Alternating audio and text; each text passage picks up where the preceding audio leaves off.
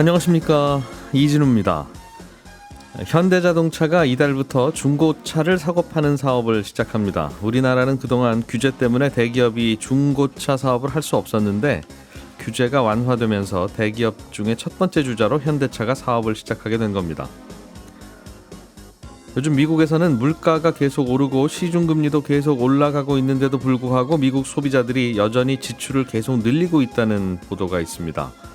미국의 기준금리가 생각보다 쉽게 내려오지 않을 거라는 의미를 담고 있는 뉴스입니다. 우리나라 수도권 빌라의 월세 보증금은 감소하고 매달 내는 월세액은 늘고 있다는 통계가 나왔습니다. 주택도시보증공사가 보증 요건을 강화한 영향이라는 풀이가 나옵니다. 10월 3일 개천절 아침 손에 잡히는 경제 바로 시작하겠습니다. 네, 오늘은 MBC의 양효걸 기자, 손에 잡히는 경제 박세훈 작가, 그리고 남국민 경제뉴스 큐레이터 이렇게 세 분과 함께합니다. 어서 오세요. 안녕하세요. 자, 이달 중순부터라고 하는데 현대자동차가 중고차 사업에 본격 진출한다. 네, 맞습니다. 업계에 따르면 10월 중순 정도부터 현대차와 기아가 중고차 사업을 시작을 하는데 손경제에서도 소개해드린 적이 있고요. 이 중고차 시장이 연간 한 30-40조 정도 되는 큰 시장인데 사실 국내 완성차 업체들이 뛰어들 수 없도록 이제 막혀 있었거든요. 근데 이 큰 회사들이 이제 중고차 시장에 들어오면 골목상권으로 분류되던 이 중고차 매매업이 큰 타격을 받는다는 이유에서였습니다. 이른바 이 생계형 적합업종으로 지정됐던 건데 오히려 국내 진출한 수입차 브랜드들은 직접 인증까지 해서 판매를 하는데 국내 기업들은 진입 자체가 안 됐던 거고요. 그런데 이 중고차 시장이 이제 허위 매물이나 미끼 매물로 이제 불신이 좀 커지면서 2019년에 이 규제가 연장되지 못하고 종료됐습니다. 그러니까 이후에 이제 대기업들이 진출을 이제 준비해오다가 바로 이번에 이제 영업을 시작하는 거죠. 결국 대기업을 들어오지 말게 하냐 아니면 들어오는 걸 허용하냐는 게 결국은 여론의 문제인데, 네, 맞습니다. 소비자들이 크게 불편을 느끼지 않는다. 네. 예를 들면 두부, 네. 그런 건 굳이 이런 거 대기업이 만들어. 네. 괜찮아. 네. 이런 거고. 네. 큰 차이는 없지만 이거 되게 불편하네. 네. 중고차 사러 갔더니 막 자꾸 협박도 하시고 막. 네. 이건 좀 대기업이 좀 들어왔으면 좋겠네. 맞습니다. 소비자 입장에서 필요하면 이제 들어오라고 하고. 네. 그런 듯해요.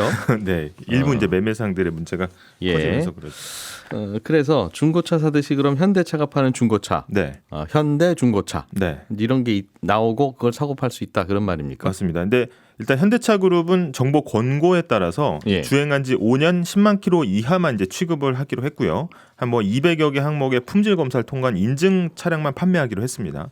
당분간 온라인으로 운영이 되는데 현대차는 이 자체 플랫폼을 만들겠다. 거기서 이제 예약 판매를 한다는 거고요. 일단 소비자가 원하면 차를 보여주게 돼 있기 때문에 이런 부분은 예약제로 운영될 것으로 보입니다. 종전에 중고차 사업 하시던 분들은 다들 긴장하고. 네, 그렇겠군요. 맞습니다. 이제 롯데나 SK 자회사가 이제 진출해 있긴 한데 직접 차를 만드는 완성차 업체가 이제 뛰어든 게 이제 큰 차이점이라고 볼 수 있고요. 기존 중고차 업계는 이제 올 게 왔다라는 이제 긴장된 분위기가 퍼지고 있습니다. 그동안 이제 아까 말씀하신 이제 일부 매매상의 경우에는 차 올려놓고 손님을 유인한다든지 침수차를 판다든지 이런 사례가 잇따르면서 이제 소비자 불만이 많았는데.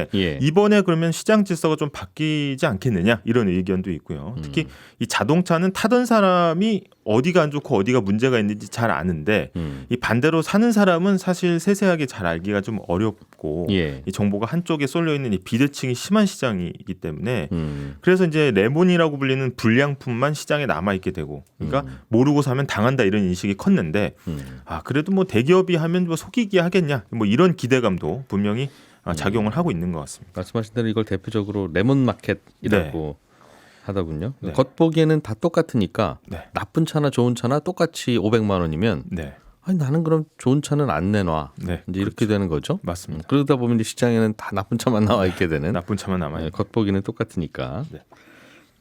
근데 대기업이 중고차 사업을 하게 되면 걱정되는 측면도 좀 있을 텐데 어떤 게 지적되고 있습니까? 일단 현대차가 이제 하면은 독점하는 거 아니냐, 나중에 점점 시장 점유율을 확대해서. 근데 현대차도 좀 눈치를 보고 있습니다. 내년 4월까지는 전체 시장 점유율 3%를 넘지 않겠다. 그리고 내후년까지도 4.1%를 넘지 않기로 이제 약속을 일단 했습니다. 그러면 전체 시장 규모로 보면은 현대차나 기아가 뭐 당장 시장 전체를 잡아먹을 정도는 아닐 거라는 전망도 나오는데 예. 하지만 이제 이번에 현대차, 기아가 뛰어드니까 KG 모빌리티, 뭐 르노코리아, 한국GM도 다 이제 진출을 추진하고 있거든요. 그러면 국내 완성차 업체 5개사가 모두 뛰어들면은 기존 중고차 업계는 이제 설 자리를 빼앗기거나 아니면 대기업이 재편하는 데 따라서 종속될 수 있다 이런 우려들이 나오고 있습니다. 자동차를 만들어 파는 자동차 공장이 있는 회사가 중고차 사업을 하면 좋은가 봐요. 유리한 게 좀 있나 봐요. 일단 중고차 시장 규모가 빠르게 커지고 있고요. 그다음에 많은 전문가들이 지적하는 게 신차와 중고차 간의 어떤 선순환 효과인데 같은 모델의 중고차 가격이 확 떨어지면은 신차 가격도 확 더 올리기가 좀 어려운 측면이 있거든요. 그래서 이 직접 중고차 가격을 높게 잘 유지하면 이 신차 가격 잘 받기도 더 유리하다는 계산입니다. 중고차를 사고 팔아서 버는 돈도 돈이지만 네.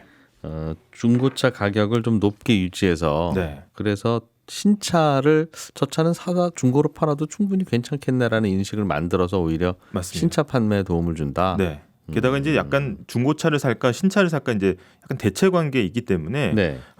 이제 중고차 가격이 확 떨어지면 아무래도 신차가 잘 안 팔리는 아하. 문제가 있기 때문에 그런 걸 좀 유지한다는 거고요. 근데 중고차 가격을 파는 업체가 예를 들면 현대차가 마음대로 올릴 수 있어요? 그건 정말 시장의 수요와 공급일 텐데. 네, 수요 공급이죠. 어쨌든 본인들의 인증력, 그다음에 이제 품질 뭐 관리 이런 것도 싸게는 좀 안 판다라고 네, 도장 찍어놓고 좋은 걸 좀 비싸게 유지하겠다. 그러면 중고차 가격도 전반적으로 오를 수 있다는 거군요. 네. 예, 그리고요. 또 하나 이유가 이게 좀 중요한데 중고차 플랫폼을 직접 만든다는 게 좀 차이점입니다. 그래서 여러 가지 다른 효과를 노릴 수 있다는 건데 이번에 현대자동차, 기아가 이 진출하면서 몇 가지 준비를 했는데 일단 지난 3월에 정관의 금융상품 판매 대리 중개업을 사업 목적에 추가했습니다. 이게 말이 좀 어려운데 앞으로 우리가 하는 사업 범위에 금융상품 중개업도 포함된다 이런 거고요. 금융상품 중개업이요? 네, 그러니까 말만 듣기는 펀드 사고 팔고 뭐 이런 거 예금 팔고 이런 느낌인데. 네, 이게 무슨 이야기냐면 일단 중고차 거래 플랫폼을 직접 만들면 거기에 소비자들이 차도 고르고 그다음에 이제 결제 어떻게 할 거냐 할 때 바로 할부금융 상품까지 비교해서 추천해주는 중개 서비스를 직접 운영하겠다는 겁니다. 예. 그동안 이제 비금융 회사가 금융 자회사를 만들어서 사업을 한 적은 있어도 이렇게 전통 산업자본, 그러니까 제조업이 직접 금융중개업을 하는 건 이번이 처음이라는 거고요. 그러니까 우리나라는 산업자본이 금융업하거나 소유하는 걸 엄격하게 금지하는 금산분리 원칙이 있는데 예. 그동안은 일단 핀테크나 통신기업들이 은행업 진출하면서 일부 예외는 있었지만 이렇게 이제 직접적인 제조업 회사가 영업을 하는 거는 금산분리 원칙을 정면으로 깨는 거 아니냐 이런 비판이 나오고 있습니다. 그러니까 우리가 직접 금융업을 하는 건 아니고 네. 금융회사들 중개. 다양한 캐피탈 회사들을 한 사이트에서 보여줄게. 네. 뭐 그것도 못합니까? 라는 게 이제 반발인 것 같고. 네, 대리 판매와 중개입니다. 네. 그렇군요. 그것도 하면서 이제 금융중개업도 해보겠다. 네, 맞습니다. 그래서 최근에 한국금융연구원에서 이제 세미나를 열었는데 사실 우리가 산업자본이 금융업을 하지 못하도록 한 이유가 있긴 있습니다. 예. 산업이 금융업까지 가지고 있으면 뭐 고객들로부터 모은 예금이나 적금을 위험한 사업에 끌었을 수 있기 때문인데 사실 이거는 금융업은 아니고 금융중개업이긴 하지만 여러 문제가 생길 수는 있습니다. 만약에 현대차나 기아가 중고차 팔면서 이 금융중개를 하면 중고차를 많이 팔기 위해서 파격적인 좀 금융 혜택을 지원한다든지 아니면 내부 거래를 한다든지 하면 사실 한 회사 안에서의 어떤 지원은 이 부당 지원 문제에 대해서 관리 감독하기가 굉장히 까다롭거든요. 예. 그래서 또 상황이 나빠져서 한 부문이 부실해지면 이게 금융까지 곧바로 옮겨가기가 좀 쉬워집니다. 그래서 이게 국내 굴지의 대기업인 현대차가 중개를 만약에 한다고 하면 또 그 상품을 만든 이제 금융회사도 이 영향력을 무시할 수 없기 때문에 오히려 금융회사가 또 끌려다닐 수 있다. 야, 이렇게 조건에 금융상품 만들어 와 하면 사실 금융을 중개 대리 판매하는 입장이 더 이제 힘이 세질 수 있다는 거죠. 그러면 이제 금융회사 입장에서는 자신들의 금융상품 제대로 판매하고 중개하는지 관리하는 것도 좀 어려울 거다. 예. 그래서 여러 가지 이제 문제점이 나올 거다라는 지적이 이번 세미나에서도 있었습니다. 그렇군요. 직접 진출하는 게 아니니까 20위까지는 안 걸릴 것 같고. 네. 그러니까 직접 하는 게 아니라 우리가 여러 캐피탈 회사들 한 곳에서 비교해 보겠습니다. 네. 라는 거니까 왜 그 산업이 금융업에 진출해요? 라고 하는 시비는 좀 빗나간 것 같기는 한데 네. 다만 예를 들어서 이제 본인들의 총 금융 상품 중에 더 돋보이게 플랫폼에 노출시킨다든지 아니면 그 상품을 이제 콜라보 형태로 해서 더 뭐 파격적인 혜택을 만든 상품을 만든다든지 하면은 이 부당 지원 문제가 될 수 있는데 그게 한 회사 안에서 이루어지기 때문에 관리 감독이 어렵다는 지적이. 한 회사 안에서 이루어진다는 게 그러니까 무슨 뜻이에요? 현대자동차가 금융중개까지 하면은 이게 현대자동차가 금융중개를 지원한 건지 아니면 한 회사에서 나오는 그 의사결정이기 때문에 금융당국이 볼 때는 각 회사 안에 부문이 일을 열심히 한 거지. 우리가 이야기로는 좀 현대차를 사기로 하고 장바구니에 담고 나서 결제를 뭐 당근페이로 할지 네이버 페이로 할지 무슨 페이로 할지 이건 다양하게 비교를 할 수 있도록 해주겠어요. 라는 거구나라고 이해를 하는데 그거는 이제 굉장히 공정한 비교 플랫폼일 경우에 그런 거고 사실 현대차가 만드는 플랫폼에서 어떤 상품을 노출시키거나 어떻게 더 중개를 할지는 특정한 뭐 캐피탈을 지원할 수도 있는 거 아니겠는가? 굳이 그럴 필요가 있을까요? 일단 입장에서? 거기서 더 많은 이익을 난다든지 아니면 중고차 판매량을 더 늘리기 위해서 더 파격적인 금융 혜택을 준다든지. 항상 걱정은 따른다 그 말이군요. 네, 맞습니다. 자, 박세훈 작가님이 준비해 오신 소식 미국 이야기. 미국은 경기가 안 좋아도 우리가 걱정이고 거기다 물건 팔아야 되는 우리나라 입장에서. 그렇죠. 경기가 좋으면 또 요즘처럼 자꾸 금리는 올라가고 우리는 피곤하고 우리 경기는 안 좋은데 균형 맞추기도 쉽지 않고 그런 상황인데 지금은 미국 소비자들은 돈이 어디서 계속 저렇게 꾸준히 나오는 겁니까? 라는 이야기가 들 만큼 소비를 안 줄인다는 거죠. 그래서 경기가 좋다라는 월스트리트 저널의 분석 기사가 나온 건데요. 기사에 나온 표현을 그대로 들려드리면 미국인들은 마치 내일이 없는 듯 돈을 펑펑 쓰고 있다라는 겁니다. 사람들이 번 돈으로 저축을 하고 있는 게 아니라 콘서트를 보러 가거나 여행을 가거나 고가품을 사는데 돈을 계속 쓰고 있다는 얘기인데요. 미국의 가계 지출 통계를 보니까 8월 기준으로 1년 전하고 비교해서 6% 정도 늘었어요. 근데 미국도 지금 물가가 계속 오르고 있고 그걸 잡겠다고 기준금리도 빠르게 올리면서 이자율도 올라가고 있으니까 그러면 지출을 줄여야 할 것 같은데 오히려 가계 지출이 늘고 있더라. 그리고 소비자들이 돈을 잘 쓰고 있는 덕분에 고금리에도 불구하고 미국 경제가 굉장히 뜨겁다라는 겁니다. 그렇군요. 전 국민들이 다 내일이 없는 듯이 돈을 펑펑 쓰면 누군가 하나 갑자기 배신해서 저축을 시작하지만 않으면 그것도 계속 유지는 되는 거죠. 유지는 되죠. 계속 그렇게 수건 돌리기 하듯이 돌리면 되는 거니까. 그렇습니다. 대신 물가는 올라가고요. 왜 그렇게 돈을 계속 쓰면서 내일 걱정을 안 하느냐. 진짜 미국이 세계 최고의 강국이라 그런가? 미국 국민들도 그걸 아나? 일단 월스트리트 저널의 해석은 이런 거예요. 코로나19 팬데믹을 거치면서 미국 사람들이 장기 계획을 세우는 게 불안해졌다는 겁니다. 예전에는 미래를 위해서 힘들어도 우리가 열심히 일을 하고 이래서 번 돈으로 저축을 하며 살았었는데 코로나 사태를 겪어보니까 아니 내가 언제 어떻게 바이러스에 감염이 될지도 모르고 잘 다니던 직장에서 갑자기 해고가 될 수도 있고 이렇게 코로나 때 일상이 크게 달라지는 걸 경험을 해보니까 에휴 인생 뭐 있어 한 번 사는 인생 아끼지 말고 지금 즐기자 이런 생각을 하는 사람들이 많이 늘었다는 겁니다. 그게 이상하다는 거예요. 그렇습니다. 우리는 똑같은 일이 벌어지면 야, 이 인생이라는 게 이게 보장되는 게 하나도 없구나 라는 생각으로 더 저축을 하고 더 그럴 텐데 왜 똑같은 현상에서 미국인들은 우리와 다르게 반응하는가. 그게 궁금한 건데. 그래서 왜 미국인들의 인식만 이렇게 바뀔 수 있는가 하는 배경이 중요한데 미국은요. 지금 정부가 돈을 엄청 풀고 있어요. 코로나 때도 유례 없이 현금을 풀었는데 요즘은 친환경 산업을 지원한다는 명목으로 재정 지출을 매우 많이 늘리고 있습니다. 그 돈이 계속 또 돌고 돌겠죠. 돌고 돌죠. 그래서 미국 정부의 재정 적자 규모가 매우 가파르게 늘고 있는데 2011년 걸 보니까 GDP 대비 90% 조금 넘었던 게 미국 정부의 재정 적자 규모였거든요. 근데 작년 말 기준으로 보면 GDP 대비 120%가 됐습니다. 아마도 올해는 더 늘 걸로 보이는데 이렇게 정부가 푸는 돈이 바탕이 돼서 미국 소비자들은 계속해서 지출을 늘리고 있는 거고 내일은 없다라는 마음으로 돈을 쓰고 있는 거죠. 그게 똑같은 나라에서도 똑같이 정부가 돈을 써도 쓰는 족족 그냥 쟁여놓는 바람에 돈이 안 돌아 하는 나라도 있고. 그렇죠. 일본 같은 나라가 이제 지난 20-30년간 그랬다는 거 아니겠어요? 그렇습니다. 근데 그러다 보니까 세금도 안 거치고 안 거치니까 정부가 풀 돈도 또 없어지고 정부는 돈 꿔와야 되고 뭐 이런 악순환인 거고. 또 어떤 나라 이렇게 풀면 계속 돌고. 그러니까요. 그러게 말입니다. 아무튼 이렇게 정부가 시중에 돈 풀면서 계속 돈을 쓰면 그 돈이 소비자 입장에서는 또 들어오는 돈이라서 막 쓰고 그렇게 되면 물가가 올라가고 또 금리를 올려야 되고 이런 흐름이 계속 진행될 거다. 그렇습니다. 이 뉴스를 주목하는 이유인데요. 미국은 필요하면 언제든지 달러를 찍어서 쓸 수 있는 나라라는 인식이 이제는 뭐 미국 정부뿐만 아니라 미국 국민들도 하고 있어서 돈 찍어서 돈 푸는 정책에 큰 거부감이 없다. 이런 분석도 있더라고요. 그러니 아마도 미국 정부는 당분간 돈 풀기를 계속 할 걸로 보입니다. 적어도 내년 대선까지는 멈출 수가 없을 거예요. 왜냐하면 돈 풀다가 갑자기 줄이면 그게 다 표거든요. 그러니 아마도 내년까지는 지금처럼 정부가 돈을 풀고 풀린 돈으로 소비자의 지출을 계속하면서 미국 경기는 뜨거울 거고 지금의 고금리는 내려가지 않을 거라는 전망이 요즘 힘을 받고 있거든요. 예. 반대로 금리가 너무 높아지면 미국 경제가 어려워질 거다라는 주장은 조금씩 수그러들고 있습니다. 이제 다만 이런 소식, 그러니까 즉 미국의 고금리가 오래 갈 거라는 소식은 자산 시장에는 매우 안 좋은 신호이긴 하죠. 예. 그래서 최근에 우리나라랑 미국 주식시장이 지지부진한 게 아마도 이런 이유가 작용을 한 게 아니냐라는 얘기가 나오는데 물론 미국 정부가 그럼 언제까지 시중에서 돈을 빌려서 풀 수 있느냐, 그리고 이자 지출이 너무 많아지는 시점이 분명히 오긴 할 텐데 그때는 어떻게 하느냐 하는 우려와 지적도 나오지만 네. 적어도 그 시점이 내년 대선 전까지는 안 올 거다라는 게 중론입니다. 미국이라고 계속 돈 찍어서 푸는 게 되겠느냐? 네. 아무리 기축통화국이지만 이제 그 질문이 끊임없이 있는데 그렇죠. 그 질문은 50년째 나오는 질문입니다. 그렇습니다. 뭐 걱정하시는 건 이유는 알겠는데 네. 굳이 뭐 당장 우리가 답을 내야 되는 건 아니지 않습니까? 그렇습니다. 50년 동안 답을 못 냈는데 네. 그런 이야기를. 그렇습니다. 자, 남국민 큐레이터가 준비해 오신 소식. 빌라가 뭐 요즘 월세로 나가는 빌라들이 꽤 있다. 그건 이해가 돼요. 네, 빌라 전세는 이제 불안하니까. 그렇습니다.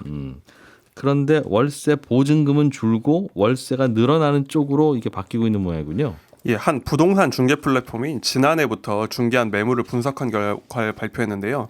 지난 5월부터 이루어진 빌라 월세 계약에서 보증금이 감소하고 있습니다. 예. 그러니까 지난 5월에서부터 지난달까지 서울 빌라는 보증금이 평균 472만 원, 경기도 빌라는 319만 원 감소했는데요.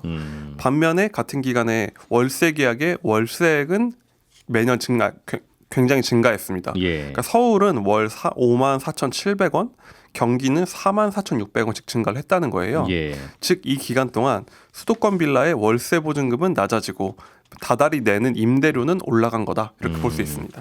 그러니까 5천에 50 하던 거가 2천에 75 이런 식으로 바꾼다는 거라는 거죠. 자꾸 보증금은 그렇습니다. 작아지고 월세는 올라가고. 네. 왜 이런 현상이 일어나는 걸로 해석하고 있어요? 이 거슬러 올라가면 전세 사기의 여파라고 볼 수 있는데요. 방금 보증금이 하락하기 시작한 게 지난 5월부터다, 이렇게 말씀을 드렸어요. 예. 이때 무슨 일이 있었냐면 주택도시보증공사 허그가 전세 보증 요건을 강화하기 시작한 시점입니다. 그러니까 전세 사기가 자꾸 터지니까 그동안에는 빌라 가치 대비 너무 많은 보증을 내줬고 그러다 보니까 전세가가 부풀려졌다, 이런 지적이 나왔기 때문인데요. 예. 이전까지는 전세 보증금이 빌라 공시지가의 150%까지도 보증이 나왔습니다.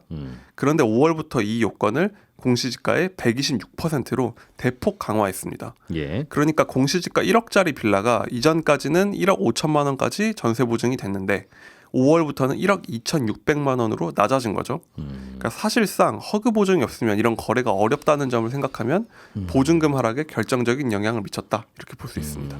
지금까지도 저 빌라를 어떻게 전세 2억에 들어가 빌라 가격 2억이겠다 그런 생각이 있어서 네. 불안했었는데 허그가 보증을 해주니까 보증해준다면 그거야 뭐 내 손에 나는 건 아니니까 들어갔었는데 이제 그런 경우에 안 해주기 시작한다는 거군요. 그렇습니다. 그러다 그 허들이 보면 낮아진 거죠. 월세를 돌리기 시작하고 보증금이 낮아지면 이제 월세가 올라가는 거니까 세입자 입장에서 보면 이런 현상이 어떤 겁니까? 이게 꼭 좋다고만 볼 수가 없는데요. 보증금이 낮아진다고 해도 지금 보증금이 싸졌기 때문에 오히려 월세는 늘면서 부담은 더 커진 겁니다. 이게 전세 수요가 월세로 밀려나서 이제 생긴 결과인데요. 예. 빌라에 세를 들어가는 임차인은 지금 전세 사기 때문에 전세를 꺼리잖아요. 그러다 보니까 보증금이 서울 기준으로 472만 원이 줄었습니다. 근데 월세 수요는, 그러니까 월세액은 늘었잖아요. 예. 이거를 단순 환산하면, 그러니까 줄어든 것과 늘어난 월세를 환산하면 한 연 14% 정도 이제 더 부담이 늘어난 거예요. 예. 그러니까 빌라 임차인을 한 묶음으로 놓고 보면 전세 사기를 피하려고 그만큼 높은 비용을 치르고 있다, 이렇게 볼 수가 있는 겁니다. 예. 그리고 전반적인 임대 시장도 문제인 게요. 전세를 피하고 월세로 전환되고 있다고 했잖아요. 그런데 서울시에 따르면 올 1분기에 빌라의 평균 전월세 전환율이 5.7%였거든요. 그러니까 보증금을 이제 월세로 전환할 때 이 정도 비용을 환산을 한다는 건데, 보증금 1,000만 원을 월세로 다 바꾸면 57만 원을 연간 57만 원을 월세로 내라 그럼. 그렇습니다. 5.7이라는 게 의미가. 근데 예. 지금 시중 전세 대출 이율이 한 4% 내외거든요. 그러니까 괜히 더 높은 이자율을 문다는 거죠, 세입자 입장에서는. 그렇습니다. 그러니까 전세를 포기하면서 그만큼 주거비 부담이 늘었다는 겁니다. 그렇군요. 이렇게 보증금이 줄어들면 월세가 올라가긴 하지만 기존 집주인들은 그럼 전세 2억 받던 빌라를 뭐 예를 들면 1억에 얼마 이런 식으로 바꿔야 되면 어디서 1억을 구해다가 이제 앞선 임차인은 돈 내주고 내보내야 될 거 아니겠습니까? 그렇습니다. 그 돈 구하기도 또 애를 먹는 경우도 있겠는데. 그렇습니다. 지금 임대인들이 그래서 반발이 굉장히 큰 상황인데요. 아까 말씀드린 것처럼 1억 5천짜리 집을 1억 2,600만 원까지밖에 세를 못 넣으니까 2,400만 원이 필요해진 거잖아요. 그리고 더 큰 문제가 공시 가격 자체가 낮아진 점도 있습니다. 그러니까 곱하는 비율도 낮아졌는데 지난해 대비 공시 가격이 지금 18.6% 떨어졌거든요. 그러니까 1.5억에 내줬던 집이 올해는 상한이 한 1억 정도로 낮아진 겁니다. 그러다 보니까 이 돈이 당장 어디서 나냐? 나 지금 못 빼준다. 이런 갈등이 지금 벌어지고 있다는 겁니다. 그러게요. 이제 이게 당연히 이런 쪽으로 가는 게 좋기는 한데 왜냐하면 불안한 집이 안전한 집으로 바뀌고 있다는 뜻이잖아요. 그렇죠. 전세가 줄어들고 월세가 올라간다는 건 불안한 집이 좀 안전한 집으로 바뀐다는 뜻이긴 한데 그래서 좋은 그렇죠. 건데 문제는 이렇게 되면 빌라의 공급도 잘 안 될 거고 왜냐하면 빌라 짓고 나서 이거 공사비를 어디서 마련하지라고 할 때 그 전세 2억에 빼주면 되잖아요. 빼면 그걸로 공사비 감당하면 되죠 하고 새 빌라를 계속 지을 수 있었는데 그동안에는 안 그러면 이거는 이제 빌라는 큰 돈, 목돈이 없으면 새로 못 올리는 이제 이런 상황이 되니까 그렇습니다. 공급이 줄어들 텐데. 지금 정부가 고민하는 것도 바로 그 부분인데요. 비아파트 공급이 너무 줄고 있다 이겁니다. 여기 안에 빌라, 오피스텔 이런 게 들어가는데요. 지금 올 상반기에 전국 다세대 주택 착공이 지금 전년 대비 70% 넘게 줄었거든요. 이건 오피스텔도 마찬가지인 상황이에요. 그러니까 이게 사실상 금융조달 창구 역할을 하던 전세가가 확 낮아지면서 이 시장이 들어올 사람도 없고 지을 돈도 없어진 그런 상황이 된 겁니다. 근데 지금 정부는 임기 내에 270만 호 공급하겠다 얘기는 해놨는데 이게 아파트만으로는 이루기가 어렵잖아요. 그런데 비아파트 시장이 워낙 위축돼 있으니까 이런저런 여러 가지 지원책을 내놓고는 있는데 근본적으로는 사람들이 이런 빌라에 사는 것 자체를 꺼리는 이 상황이 바뀌지 않으면 어렵다 이런 전망이 나옵니다. 그러니까 정부가 주택시장에서 예를 들면 20만 채 공급하겠습니다라고 하는 게 정부 돈으로 20만 채 지어서 팔겠습니다가 아니라 시장에 있는 업자들이 열심히 주택 지어서 20만 채가 전체적으로 공급되도록 정부가 노력해 보겠습니다. 그 말이라서 맞습니다. 그 될지 안 될지는 시장의 업자들이 판단해야 되는 거라. 네. 그렇군요. 예, 저희는 내일 아침 8시 30분에 또 다시 찾아오겠습니다. 이진우였습니다. 고맙습니다.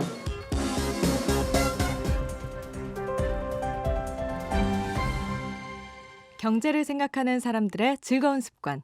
이진우의 손에 잡히는 경제.